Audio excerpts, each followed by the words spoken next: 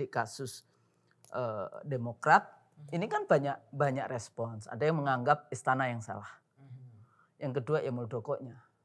Yang ketiga kolusi antara istana dan Muldoko. Kita sebut nggak apa-apa kan namanya memang dia kayak gitu. Yang ketiga memang ada unsur kesalahan SBY di dalam membangun partai itu sehingga kekuatan faksi-faksi di dalam Partai Demokrat tidak berkembang kayak gitu juga kan. Juga dilemahkan jadi tidak berkembang, kemudian terjadi kan friksi, tapi gimana caranya? Akhirnya bertemulah ini kekuatan oposisinya SBY di dalam Partai Demokrat yang berkoalisi dengan kepentingan istana untuk apa? Untuk membuat kekuatan-kekuatan partai ini lemah.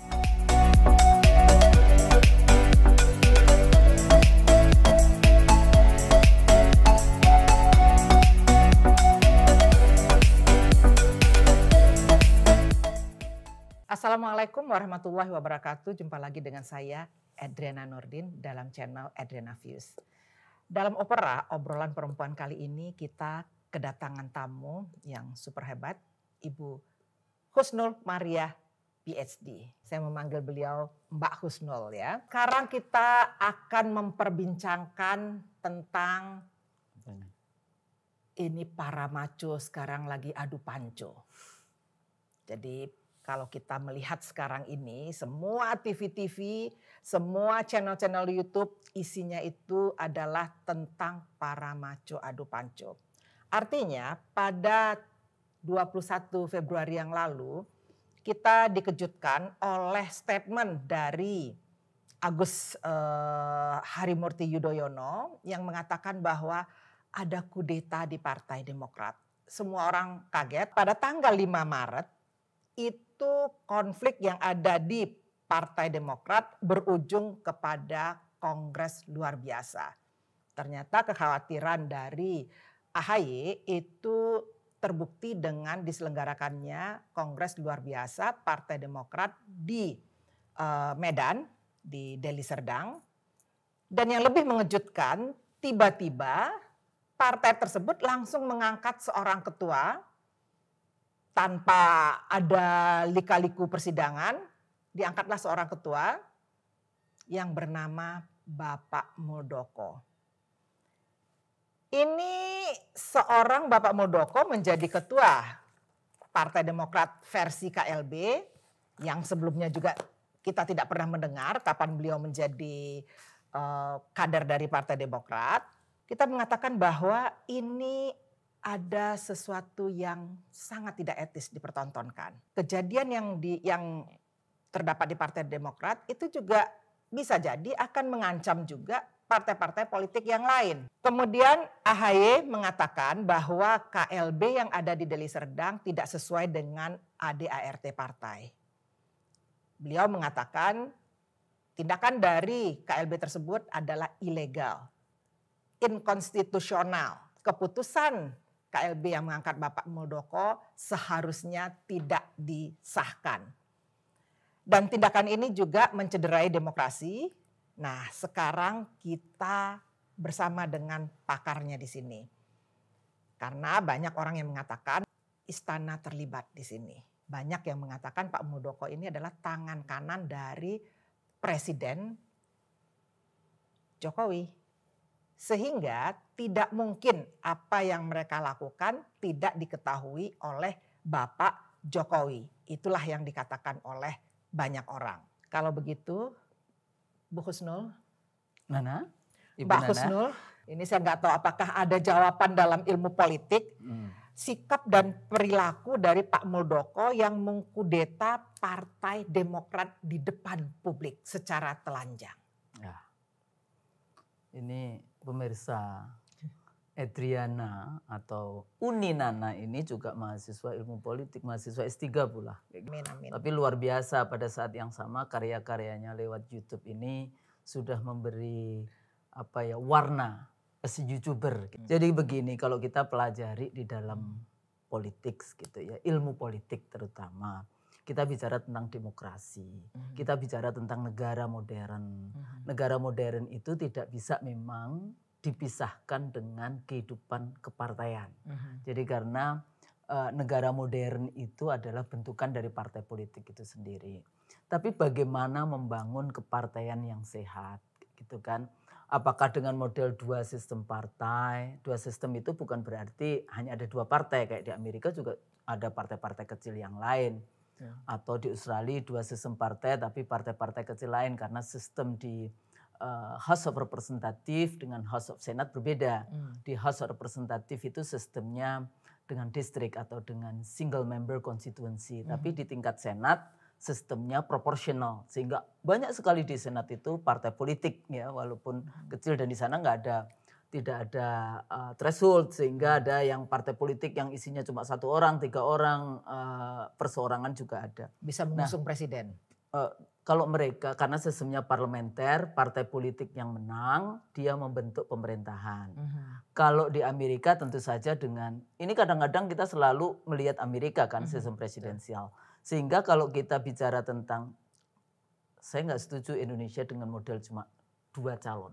Ini sebenarnya jebakan bagi rakyat kayak gitu. Sepertinya itu sudah yang terbaik. Amerika juga 2 calon, nanti dulu.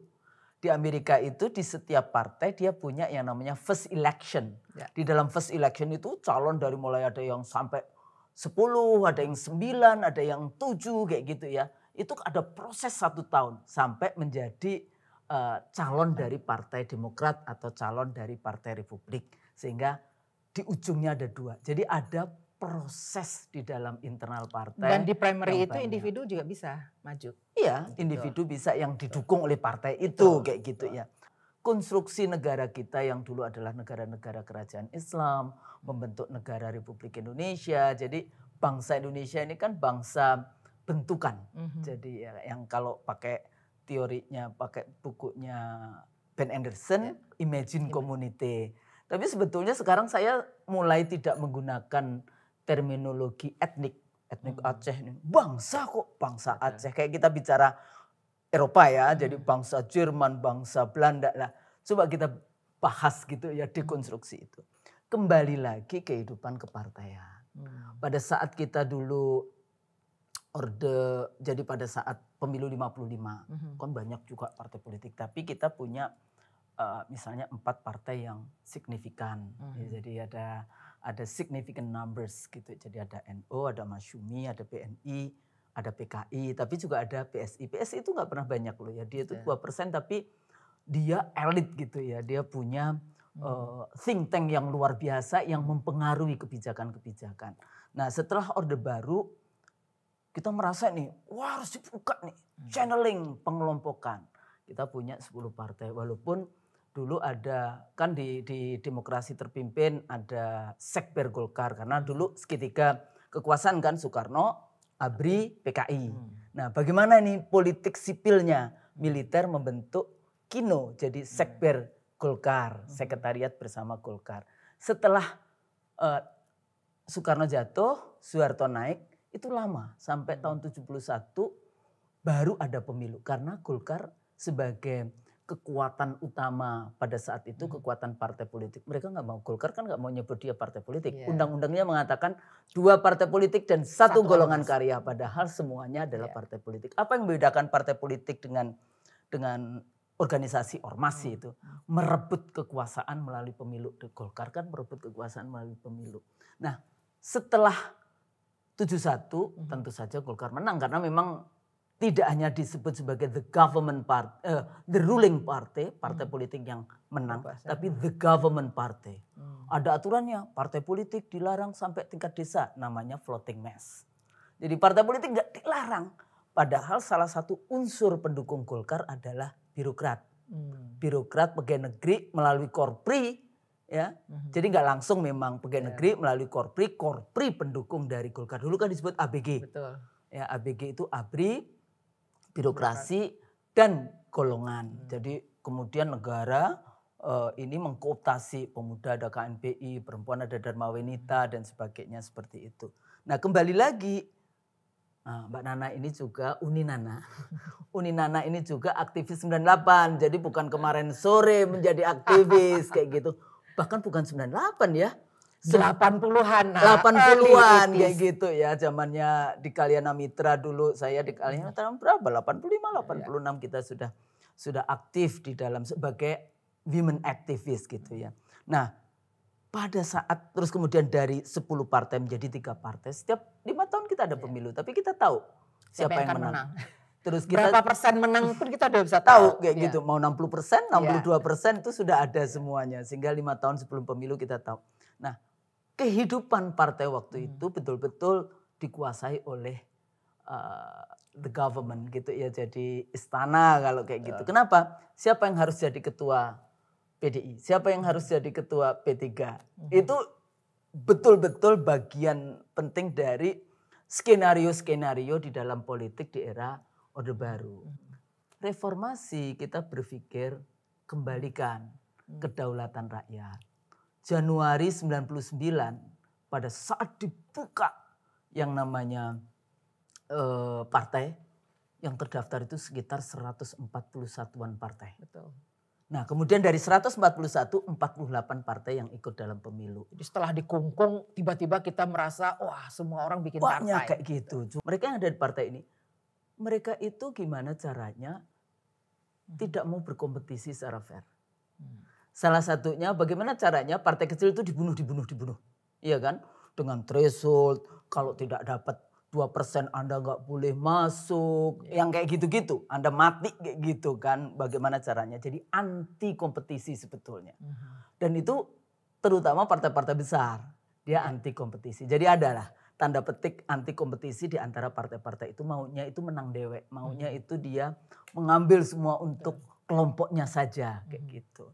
Nah dari tadi berapa 141, 48 sampai kemudian hari ini. Jadi setiap 5 tahun, walaupun kemarin pemilu yang 2014 atau 2009 yang cukup banyak lagi jumlah yang ikut di dalam pemilu 44 partai. Nah, karena di 2004 zamannya saya KPU itu 24, terus kemudian 44, terus kemudian cuma 12 dan kemudian ini karena dari sejak awal mereka potong partai. Jadi threshold itu nggak cuma sekedar threshold kalau Anda menang. Dari mulai regulasinya. Bayangkan Anda harus punya kantor di 100% provinsi. Punya kantor di 50% kecamatan. Terus yang membiayai kantor itu siapa? Akhirnya partai politik menjebak dengan yang disebut oligarki ekonomi. Bandar yang membiayai. Statement Ibu Husnul dari awal bahwa ada bandar di balik partai politik. Di balik partai politik. Nah, jadi partai politiknya dikuasai oleh sekelompok kecil orang yang disebut oligarki politik, ya kan? Itu bisa kalau kita bisa klik gitu. Nepotisme kan sebenarnya klik, tapi bisa keluarga kayak gitu kan. Kemudian dibiayai oleh oligarki ekonomi, para bandar. Terus ya kayak itu tadi membuat regulasi yang kita terjebak sendiri. Untuk apa kita punya kantor di semua provinsi, semua kabupaten, 75% kabupaten kota, 50% kecamatan. Biayanya mahal. Padahal partai itu tidak perlu dia punya kantor di 34 provinsi atau di 524 kabupaten kota kan nggak perlu. Karena dia tidak harus menguasai semua juga. Tidak harus. Di mana yang kuat daerah-daerahnya ya, strategizing. Kalau kita lihat 55 misalnya, Masyumi itu di luar Jawa. Betul. NU, PNI itu di Jawa di desa. Betul. Makanya dulu sempat di daerah Klaten ya, konflik karena antara PNI, PDI dengan Golkar. Karena ini konstituennya sama. Ya, jadi ini menjadi persoalan. Jadi kehidupan partai kita hari ini tidak sehat karena urusan bandar, urusan oligarki ekonomi. Terus ada 3 kembar oligarki kan. Satunya siapa? Pendukungnya. Oligarki sosial. Jadi tokoh-tokoh di dalam masyarakat juga nimbrung ini di dalam konteks kepartaian. Nah akhirnya apa? Partai politik ini terus menerus. Jadi ada ketakutan kalau tidak berkuasa. Makanya susah kan bangun oposisi. Ya. Jadi menghilangkan semua etika, semua atau bahkan bukan etika. Jadi gini, pada saat pemilu Anda kan punya konstituen. Ya. Melawan jadi pilpres ya kemarin lah kita ngomong lah kayak gitu ya. Betul. Pilpres 2019 kayak gitu kan. Ini kan ada 2 calon presiden kayak gitu kan. Ada koalisi 01, ada koalisi 02. Betul. Terus kemudian selesai membentuk kabinet, capresnya ini kemudian jadi menteri. Oh sekarang cawapresnya juga jadi menteri. Betul. Untuk apa kemarin kita melakukan pilpres? Apalagi di sini ada unsur perlawanan emak-emak yang ada yang mendukung 02. Jadi ini apa ya, partai politik kita hari ini ya terjebak itu oligarki politik, oligarki ekonomi. Karena ada unsur bandar yang mengatur kepolitikan di Indonesia. Faksi di dalam partai itu biasa saja. Betul. Ya jadi kalau kita melihat LDP di Jepang, kita melihat partai buruh di Australia. Jadi kalau di sana ya ideologis, right, left, straight. Jadi itu ideologis saja kayak gitu ya. Kalau di Jepang sebetulnya mirip Indonesia. Jadi ada faksinya Nakasone, ada faksi. Jadi faksi kekuatan orang. Jadi itu biasa saja. Cuma di kita kalau satu faksi itu sudah menang merebut ketua umum, faksi yang lain dibunuh. Betul. Nah jadi kita belum terbiasa untuk kompetisi. Selesai kompetisi mestinya power sharing. Partai buruh di Australia itu kalau partai buruh menang dan perdana menterinya dari yang right wing gitu ya, dari kelompok kanan, rata-rata itu dari New South Wales gitu ya, dari Sydney, kayak Paul Keating dulu dari Sydney, maka wakil perdana menteri otomatis dia mengambil yang dari Melbourne. Melbourne itu left wingnya partai buruh. Jadi pada saat mereka sudah berkuasa dirangkul lagi untuk membangun satu kekuatan partai. Nah, sayangnya hari ini kehidupan partai kita, terutama internal demokrasi partai kita, itu masih maunya menang, yang lainnya itu dibunuh. Betul. Nah itulah yang kejadian. Jadi kalau ada faksi, ada konflik, keluar, pecah. Ya, pecah kemudian bikin partai. Makanya saya sering kali partai politik kita sudah punya anak, cucu, ponakan. Contohnya Golkar dulu ya. Pak Prabowo dari Golkar ke Gerindra, Pak Surya Paloh dari Golkar ke bikin Nasdem sekarang. Kemudian pecahan-pecahannya pecahan kayak gitu. Apakah di luar dulu ada partai buruh, partai liberal itu juga pecah, terus kemudian masuk ada partai Demokrat, tapi itu kecil. Pecahannya itu kecil. Nah, tapi itu kan gentleman, Nul. Keluar aja bikin partai sendiri kalau kita confident enough, kalau kita merasa punya banyak pengikutnya gitu loh ya. Lah daripada satu partai diobok-obok begini di depan orang lain. Jadi kalau ini kan saya belum ngomong yang perempuannya di mana nih perspektif perempuannya. Exactly. Jadi begini, dalam demokrasi salah satunya kan kompetisi. Di dalam kompetisi itu excluding the use of force. Nggak boleh menggunakan kekerasan, kekuatan. Makanya saya sering kan kalau saya ngomong gitu, Pak Polisi, Pak Bin, Pak Tentara. Iya betul. Jangan ikut di dalam kompetisi politik di panggung politik. Kayak gitu ya, karena itu menyalahi dari prinsip demokrasi, dilarang menggunakan kekerasan, kekuatan. Anda punya senjata, Anda punya KUHP, Anda dilarang itu ikut di dalam kompetisi. Yang kedua, full participation. Di sini perempuan masuk.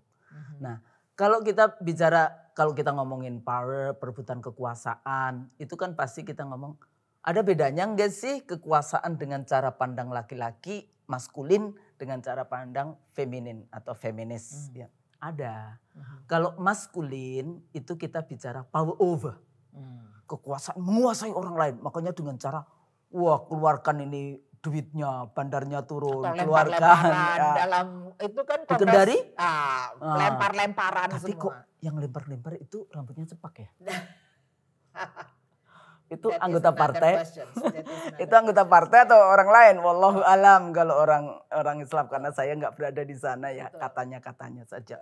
Nah, terus kemudian partisipasi di situ. Kalau feminin mindset kita bicara tentang power to do, kekuasaan melakukan sesuatu. Jadi di sini kita bicara lower politik, kita berdebat tentang kebijakan, policy, bagaimana melindungi segenap tumpah darah Indonesia, mencerdaskan bangsa, mensejahterakan rakyat, ikut di dalam ketertiban dunia, keadilan, dan sebagainya. Nah itu sebetulnya cara pandang perempuan. Jadi cara pandang mindset power sesuai dengan definisi yang biasanya diberikan oleh kelompok feminis kayak gitu. Mbak Husnul, kalau kita bicara seperti itu, kita sekarang melihat contohnya KLB kemarin lah di Deli Serdang yang terdekat. Ke situ ya. Itu yang terdekat nih ya. Itu tuh kan sebetulnya perempuan tega nggak sih melakukan moral hazard seperti itu gitu loh ya. Jadi tergantung ya. Jadi ini perempuan dengan mindset maskulin. Betul. Atau perempuan yang dia memang mindsetnya sudah feminis gitu kan. Jadi mindset gender friendly kayak gitu. Nah kalau kan kadang-kadang memang ditaruh. Bapak-bapak ini kalau kita perempuan kan kita disuruh berantem sama perempuan. Yang satunya cerdas, yang satunya kurang cerdas. Nanti yang diambil yang kurang cerdas karena bapaknya nggak bisa bersaing dengan yang cerdas kan. Atau yang hanya fisikal. Bukan otak, bukan faculty kita yang diikuti. Nah jadi kalau kita lihat kembali lagi partai politik kita memang masih didominasi cara pandang seperti itu. Ya maskulin kayak gitu. Tapi gimana dong Bu? Kan ada Megawati, ada siapa lagi? Megawati sekarang siapa ketua partai yang perempuan? PSI kayak gitu. Cuma bahasanya saya dari dulu, apakah Megawati memiliki perspektif gender? Beberapa waktu itu saya sempat, dulu ada ya yang Megawati membuat surat, DPP PDIP membuat surat 20% dari kepengurusan itu perempuan. Ya, betul, pernah kan dulu kayak gitu ya. Jadi in term of politic of presence, dia bisa mengeluarkan keputusan itu. Tapi apakah implementasinya juga seperti itu dengan mindset seperti itu, yaitu kita pelajari lagi kan ada perempuan ada the politic of presence, ada the politic of ideas. And ya. Influencing juga, nah, apakah it bring influence atau tidak. Atau tidak, apalagi kalau ngomongin perempuan misalnya apakah dia juga berpikir gender budgeting atau tidak, yang kayak gitu-gitu kan ya, kepemihakan kepada kebijakan. Nah partai politik ya sebagian besar pertarungan internal partainya ya sangat maskulin gitu ya, jadi merebut. Kemudian kalau nggak bisa direbut, nggak bisa dipecah, ya bikin sendiri dengan mengambil kekuatan di luar. Makanya kalau balik lagi tadi kasus Demokrat, ini kan banyak respons. Ada yang menganggap istana yang salah. Yang kedua ya Muldokonya. Yang ketiga kolusi antara istana dan Muldoko. Kita sebut nggak apa-apa kan namanya memang dia kayak gitu. Yang ketiga memang ada unsur kesalahan SBY di dalam membangun partai itu sehingga kekuatan faksi-faksi di dalam Partai Demokrat tidak berkembang kayak gitu kan. Juga dilemahkan jadi tidak berkembang, kemudian terjadi kan friksi. Tapi gimana caranya? Akhirnya bertemulah ini kekuatan oposisinya SBY di dalam Partai Demokrat yang berkoalisi dengan kepentingan istana untuk apa? Untuk membuat kekuatan-kekuatan partai ini lemah. Tapi sebetulnya semuanya dalam kerangka interlocking to maintain the power 2024.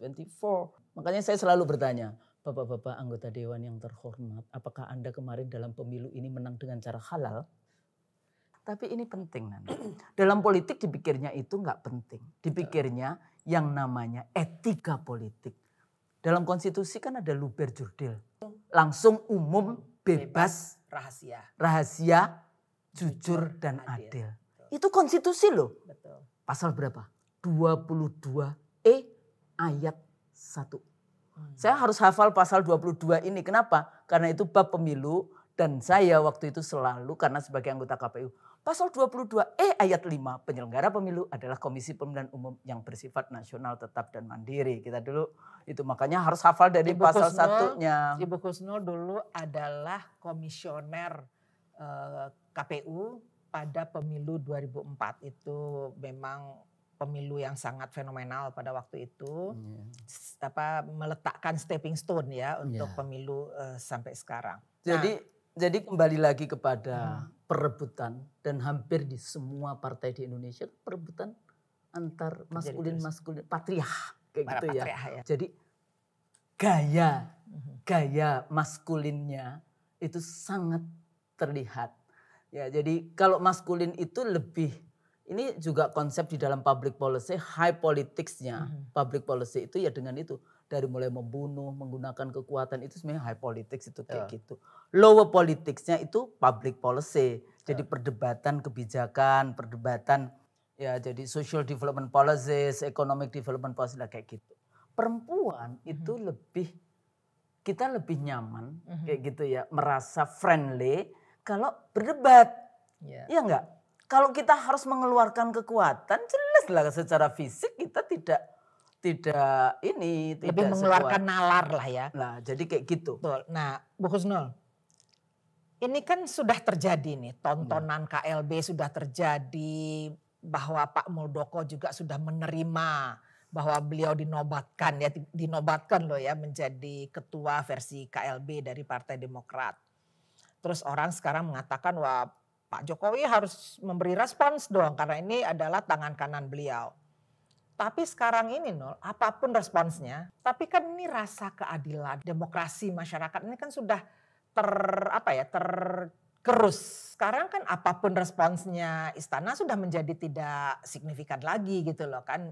Menurut Bu Husnul sendiri sebetulnya dampak dari masalah internal Partai Demokrat ini apakah memang merusak ruang-ruang demokrasi yang ada di negara kita ini?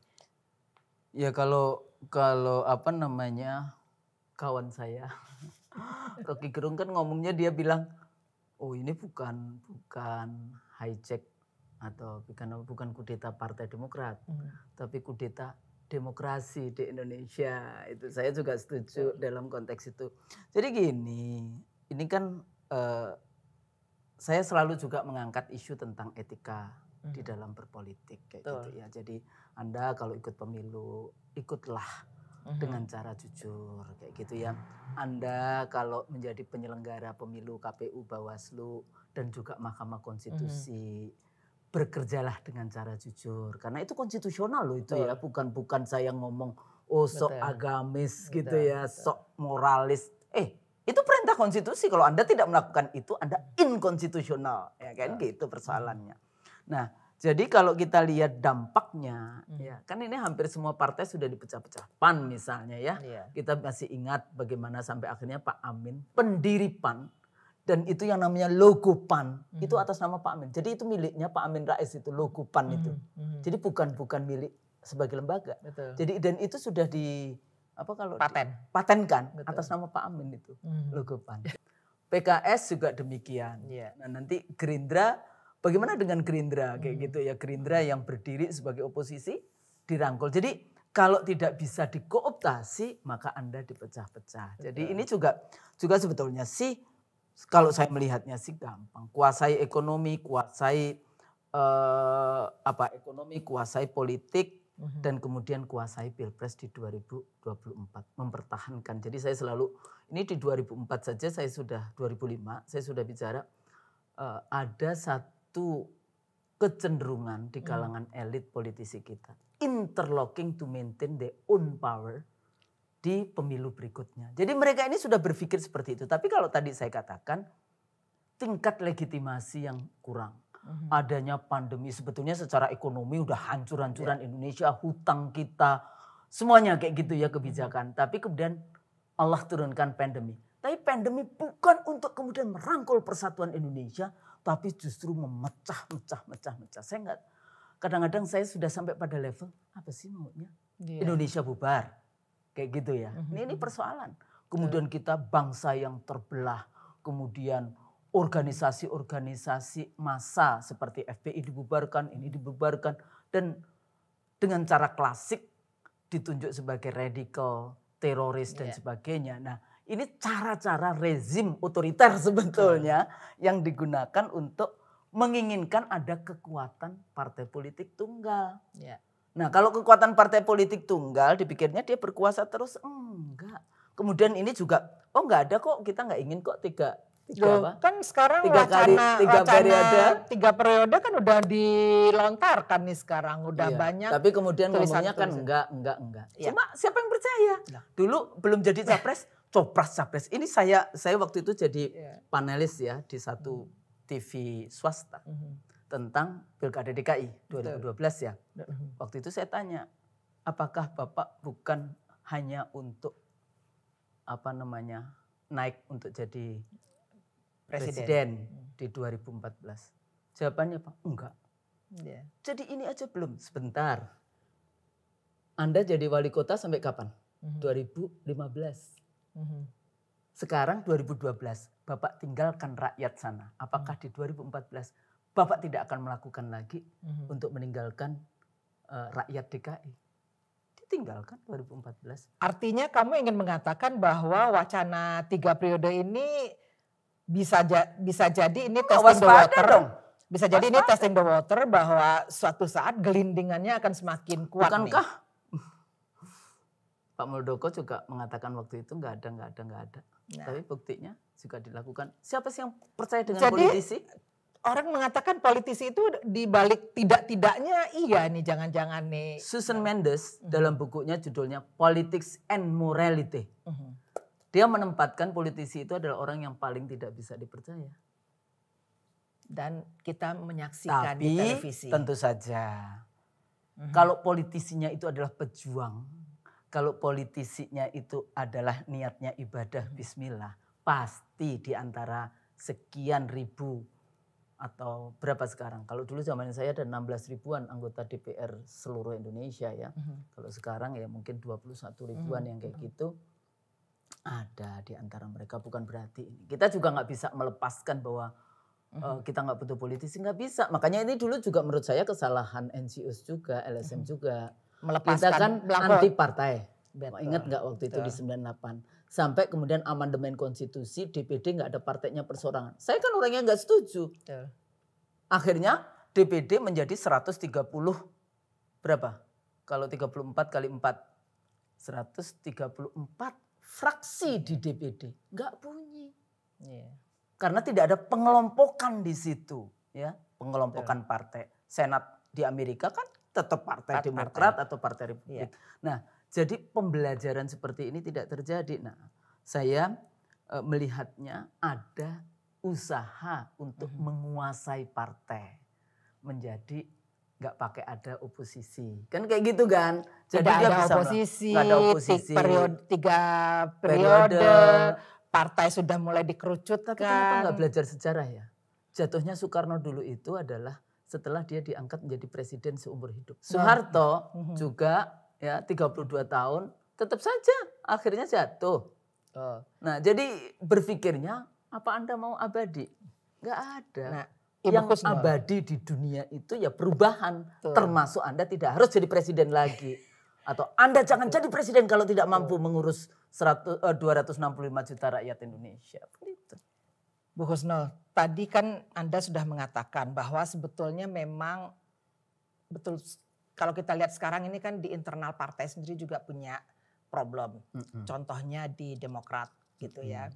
Bagaimana sekarang politik dinasti ini kan betul-betul juga mewarnai perpolitikan kita gitu ya. Politik dinasti ini betul-betul sudah menjadi juga dianggap sebagai sebuah keniscayaan juga. Nah, semua ini kan untuk menyiapkan diri pada 2024 nih sebetulnya. Ya, betul. Sekarang sudah semua muaranya ke 2024. Semua orang berbenah diri 2024. Makanya kalau ada mantu, anak juga kalau bisa jadi wali kota, kalau jadi gubernur, jadi apa aja lah. Ini ada harapan gak sih perjuangan demokrasi, perjuangan aktivis-aktivis yang selama ini berjuang untuk demokrasi, untuk human rights. Ini di mana tempatnya dalam situasi seperti ini, Nino? Pertama, kita ini kan negara Republik Indonesia dengan dasar negaranya Pancasila. Sila pertamanya ketuhanan yang Maha Esa. Jadi sebagai seorang pejuang nggak boleh itu yang namanya putus asa. Kita melangkah, hasilnya di atas. Kayak gitu ya. Mesti ya la haula wala quwata illa billah kayak gitu kan. Itu harus dibawa supaya kita semangat. Jadi kita melangkah, makanya saya tadi melangkahnya dengan bismillah. Niatnya ibadah, niatnya untuk memperjuangkan keadilan, niatnya untuk memperjuangkan politik yang beretika, yang kayak gitu. Tapi kondisinya kalau Anda sudah masuk ke politik sepertinya, wah gak bisa. Nah kalau kita lihat, kekuasaan itu legit ya. Semua orang ingin ya jadi kayak kekuasaan tinggal di istana. Ya, tinggal di istana, kemudian bisa makan di istana-istana presiden, ratu, raja di seluruh dunia gratis. Ya kan? Anak, istri, cucu bisa tinggal di istana, gitu ya. Bisa ikut gratis kayak gitu kan. Dibiayai seenaknya saja dan sebagainya. Orang berpikir itu cuma begitu saja. Makanya kenapa saya selalu mengajak, ayo kita pelajari pemikiran-pemikiran yang berkembang di era Nabi Muhammad, Khulafaur Rasyidin, bagaimana pemimpin-pemimpin masa lalu. Salah satu Zainal Abidin itu cucu Rasulullah, dia cuma 2 tahun berkuasa. Tahun pertama ada orang miskinnya yang menerima zakat, tahun kedua udah gak ada.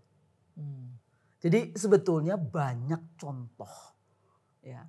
Kalau Anda berkuasa itu juga jangan sampai Anda berkuasa seperti sudah duduk di atas bara api neraka. Kalau Anda tidak amanah, kalau Anda tidak cerdas untuk melaksanakan kekuasaan itu. Loh kok rebutan? Nah jadi di dalam konteks kalau kita sadar itu adalah amanah, kita harus melakukan sesuatu untuk rakyat kita. Memangnya 265 juta nanti gak akan jadi saksi pada saat pengadilan ilahi.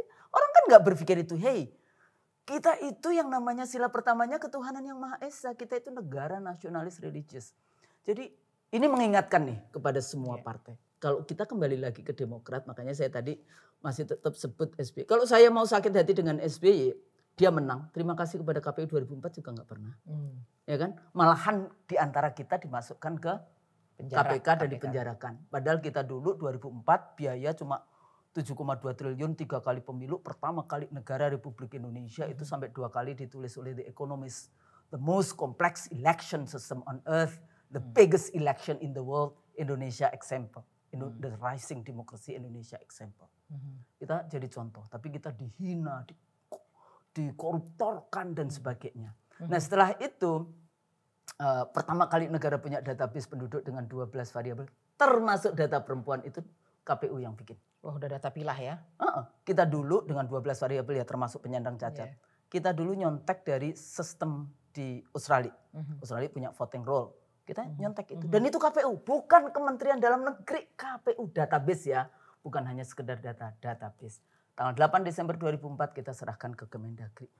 Yang tadi Nana katakan kita meletakkan fondasi bagaimana menjadi penyelenggara pemilu. The guardian of democracy itu KPU. Untuk jadi komisioner itu jangan macam-macam. Kalau Anda nggak punya ilmu jangan ikut daftar.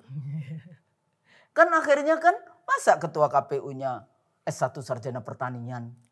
Gimana? Memangnya partai politik menanam jagung di kebun kita kayak gitu kan saya ngomong. Lah balik lagi ke tadi ke keluarga. Partai mana yang tidak terjebak dengan oligarki politiknya ini? Termasuk apa tadi? Yang bapaknya ininya. Dan kemudian dengan pilkada ini ada di satu kabupaten, Kediri ya. 2 periode suaminya. Periode berikutnya istrinya. Lawan istri kedua. Periode berikutnya istri pertama incumbent. Lawan istri ketiga. Sekarang anaknya. Jadi 25 tahun. Keluarga itu berkuasa. Do you have an ethic? Emang gak ada orang lain yang bisa ini. Jadi menahan diri untuk ya tidak rakus dengan kekuasaan. Itu membutuhkan keimanan dan ketakwaan. Nah, di mana lagi morality kalau tadi kita bicara tentang moral, etik kayak gitu ya di situ. Nah, jadi kalau ngomongin SBY, orang kan bilang, "Wah, Mbak, ini kualat kayak gitu." Tapi saya nggak pernah yang namanya ya udah kita harus lewati urusan KPK dan sebagainya. Kemudian saudara saya Anas Urbaningrum mau jadi ketua, itu dilarang berkali-kali. Tapi dia mengikuti prosedur di dalamnya sampai menang. Dan dulu janjinya Anas kalau saya kalah 1 saja, dia akan selesai. Tidak ini karena dia menginginkan membangun partai politik yang modern. Ya, modern dengan merit system, kemudian mendengarkan aspirasi dari daerah, tapi sampai harus dipenjarakan gitu ya, itu di kan KPK-kan lah. di KPK-kan dengan 19,5 tahun penjara, tapi kasusnya apa? Kongres. Jadi itu nggak ada itu yang namanya kasus 104 orang jadi saksi, 4 orang yang memberatkan. Saya jadi saksi, makanya saya bisa ngomong karena saya waktu itu saksi ahli partai politik dan pemilu. Yang memberatkan itu Nazarudin, istrinya Nazarudin, supirnya Nazarudin dan supirnya Nazarudin. Kira-kira bisa nggak itu jadi saksi yang seperti itu? Nah tapi jadi kalau kita lihat seperti itu, tapi saya enggak, saya bilangnya apa? Ajarin tuh AHY untuk ngelawan. Itu statement saya. Ajarin tuh AHY untuk melawan kayak gitu kan. Nah artinya apa? Karena saya berpikir, hey ini juga nggak boleh dilakukan kayak gitu. Ini ada etika di dalam kita mau merebut kekuasaan. Kepemimpinan itu sangat penting. Bagaimana Anda memberikan contoh. Jadi kalau Anda contohnya model yang tadi itu ya, anaknya dijadikan, ininya dijadikan, ya akhirnya terjadi perlawanan-perlawanan dan perlawanan ini akan kemudian keluar ada orang di luar yang kemudian, jadi makanya saya tadi bilang Istana dan Muldoko dan SBY. Cuma kadang-kadang yang tadi, apakah respons dari Istana? Emang Istana pernah respons yang memperhatikan rakyat? Itu ada 700 berapa yang mati karena pemilu. Ya. Pekerja pemilu yang mati, apa respon Istana? Ada 10 orang yang ditembak. Tragedi 21-22 Mei. Bawaslu. Dan itu masih ada anak-anak yang ditembak. Apa respon Istana? Nah, sekarang kita ngomong tentang respons Istana nih ya. Ini kan memang sekarang ini kan wacana 3 periode ini kan mulai semakin menguat nih. Ini kan juga sebetulnya menyalahi konstitusi kita juga gitu loh. Karena konstitusi kita kan cuma 2 periode yang sudah diperjuangkan pada waktu reformasi dulu gitu ya.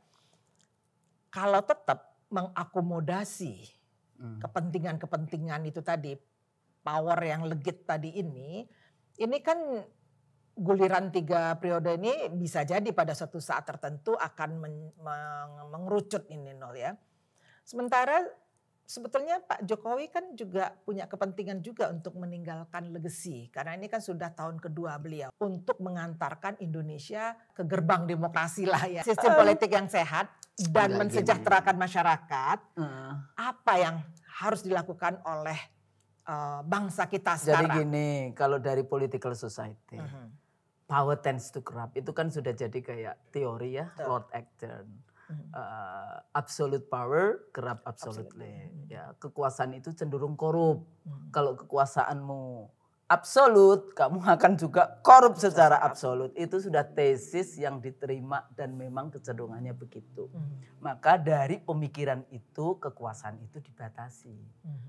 Ya, dibatasi.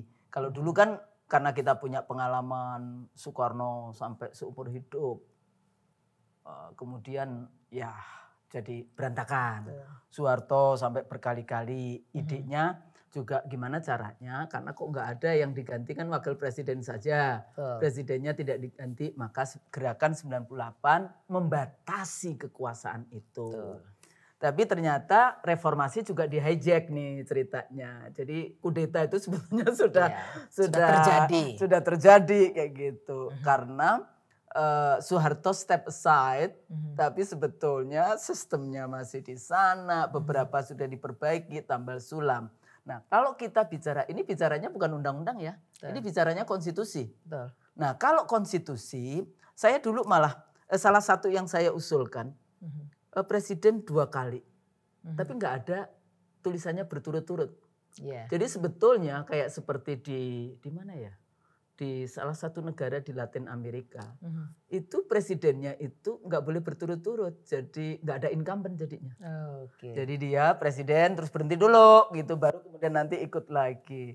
Nah karena biar fair election ya. Iya karena nggak ada, jadi dia nggak violated state resources gitu ya. Jadi penggunaan APBN, penggunaan APBD, penggunaan fasilitas Aparatus. negara, aparatus negara, itu tidak terjadi karena nggak ada incumbent. Betul. Ya semuanya adalah calon baru kayak gitu, sehingga akses kepada Resources bisa ya sama. itu tesisnya, Iya. tapi dalam prakteknya ya bisa saja kong kali kong terjadi ya, yang disebut saya seringkali mengatakan persekongkolan.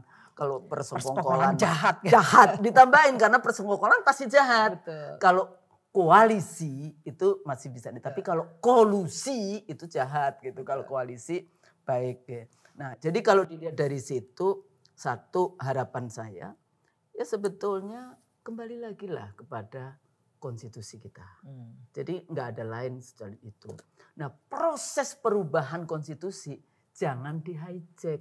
Yang ya memang ada aturannya 2/3. Tapi partisipasi rakyat ada. Afrika Selatan dulu 2 tahun loh partisipasi dengan 2 juta rakyat yang berpartisipasi. Model di Thailand, nggak usah jauh-jauh Afrika Selatan. Thailand itu konstitusi dibahas di seluruh rakyat. Jadi ada kelompok kayak gitu ya. Membahas itu bertahun-tahun baru kemudian dibawa ke parlemennya. Jadi mungkin kesalahan kita juga waktu itu di reformasi ya, amandemen konstitusi, tapi sebetulnya kita amandemennya terlalu banyak. Amandemen mestinya kan cuma satu aja. Ini semua Satu pasal kita amandemen. Kemudian jadi kita sendiri sebagai civil society waktu itu juga kurang taktis dan kurang strategis. Atau tidak siap ya? All of the sudden gitu loh kan kayaknya kita berada enggak ya pasti ada juga. Jadi pertemuan kepentingan. Kepentingan global juga ada. Indonesia adalah the most populous Muslim country in the world. Negara yang kaya raya. Ya, kaya raya resourcesnya. Sebetulnya Indonesia punya kan kalau kita reserve, gold reserve gitu kan. Kalau uang yang kita bikin, yang kita cetak itu kan harus ada emasnya. Tapi emasnya diangkut nih ke luar negeri bergunung-gunung kayak gitu ya diangkut. Ya, makanya ada oligarki ekonomi di situ yang 1% penduduk menguasai 49% kekayaan, 10% penduduk menguasai 75% kekayaan, 1% penduduk menguasai 72% tanah di Republik ini. Semuanya itu berkait berkelindan dengan kepentingan politik. Sehingga siapa ini? Kalau dulu Soekarno menggunakan ABRI untuk kompetisi dengan PKI gitu ya. ABRI karena dia militer, ini kan nggak bagus nih. Dia kemudian memperluas kepanjangan tangannya, sekber Golkar dengan kino-kinonya. Nah ini sekarang, ini bukan Soekarno, tapi ini para bandar kayak gitu kan. Bagaimana menguasai ekonomi, kemudian satu langkah menguasai politik, dan kemudian menguasai presiden, wakil presiden, yang kesemuanya sebetulnya ini model neoliberal dan kapitalisme yang berkembang di Indonesia. Jadi balik lagi harapan saya, wake up men gitu kan, wake up mahasiswa, wake up civil society, wake up. Ayo emak-emak turun lagi kayak gitu. Siapa yang berani menembak emak-emak? No, pertanyaan berikutnya nih. Sekarang ini semua kekuatan ini, semua penghalalan tindakan-tindakan yang sangat brutal tadi itu kan dilakukan demi pemilu 2024 nih, yang sudah di depan mata. Dan pemilu 2024 ini juga kan akan dilakukan secara serentak. Untuk berbagai level nih Nol. Ya. Bahkan pemilu yang 2022 ini akan ditiadakan. As a political scientist, gimana kamu melihat Indonesia yang sangat luas?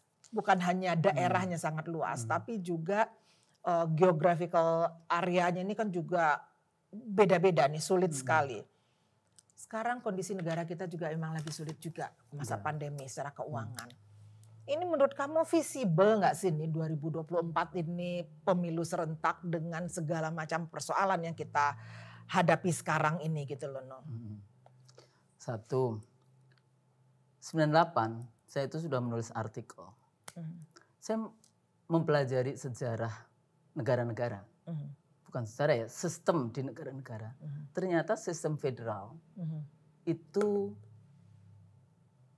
distribution of resources, jadi pemerataan kekayaan, pemerataan kesejahteraannya itu lebih baik dibandingkan sistem unitary. Ah. Yang kedua, pemisahan antara kepala negara dengan kepala pemerintahan itu lebih baik dibandingkan dengan yang model jadi satu, kayak model kayak presidennya Amerika kayak gitu ya, cuma Amerika aja. Kenapa? Bisa dibayangkan presiden kita kan kepala negara dan kepala pemerintahan, dia bertanggung jawab kepada siapa? MPR enggak, DPR enggak. Jadi akhirnya ini enggak bertanggung jawab sama sekali presiden kita. Karena di dalam sistem unitary hanya ada satu sovereign government. Jadi dalam satu sovereign government anytime ini bisa diambil alih. Makanya ya komplain dari DPRD, sepertinya DPRD itu kok bosnya di Jakarta Menteri Dalam Negeri. Iya betul. Ya kan itu kan komplainnya dari anggota-anggota DPRD di seluruh Indonesia. Nah itu satu. Yang kedua tentang pemilu. Saya orang yang dari sejak awal tidak setuju sebetulnya pemilu itu dijadikan satu antara bahkan pilpres dan legislatif aja saya kan nggak setuju.